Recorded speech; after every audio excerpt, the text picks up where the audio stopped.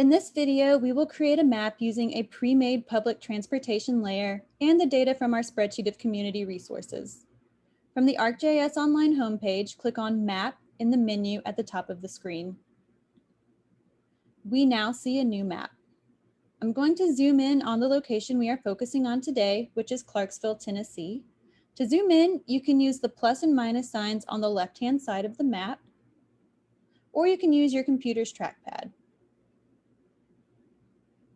To view different sections of the map, click and drag your mouse.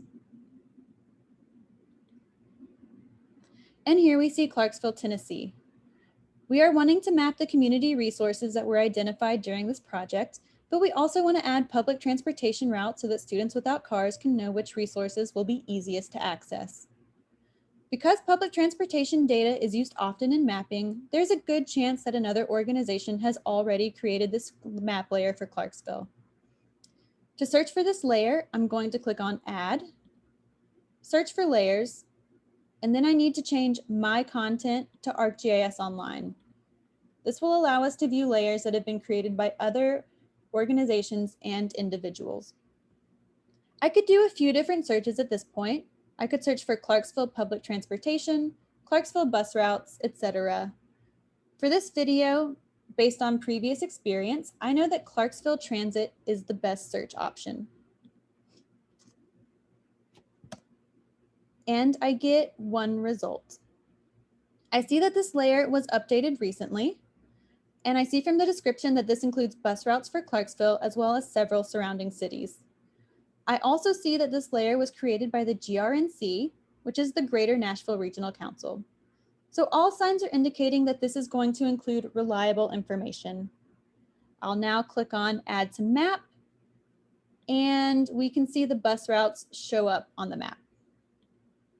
We got lucky with this layer. It includes a lot of metadata. So when I click on the different routes, I can view the route number, the street name, the agency, and the direction that the bus is going.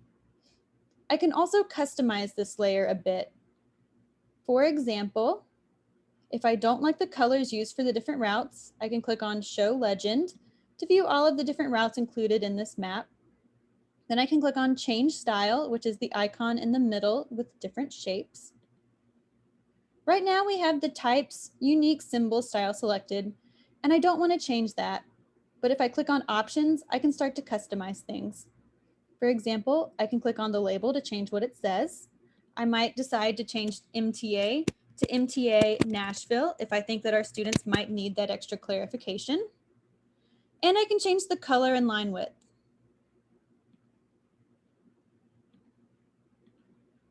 This color is a little hard on the eyes, so I might choose something a little bit more peaceful. Feel free to play around with your layer and have fun with the different options.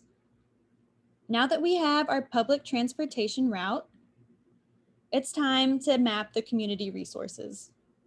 We've already shown you how to create a Google form that outputs data to a spreadsheet. So we will use that data from the spreadsheet to create a new layer. To do this, click on Add again, but this time click Add Layer from File. Take note of the different file types that can be uploaded. We've converted our Excel spreadsheet to a CSV file so that it will be compatible with ArcGIS Online. Select Choose File and locate your CSV file. And please excuse my messy computer.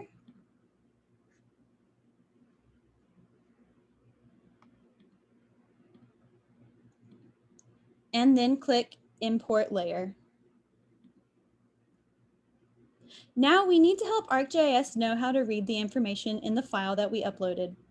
Because we had you guys collect latitude and longitude, we're going to tell ArcGIS to locate features by coordinates, which is already selected. We also have to tell ArcGIS that these coordinates are located, or where these coordinates are located in the file. We've labeled our columns latitude and longitude, so these are easy to identify.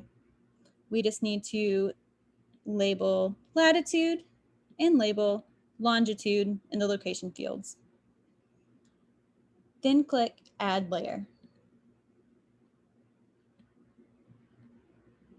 Like our transit layer, the metadata collected for each community resource will also appear in a pop-up bubble. You can also customize these icons just like you did with the transit layer. For example, I can change our food resources to a giant star.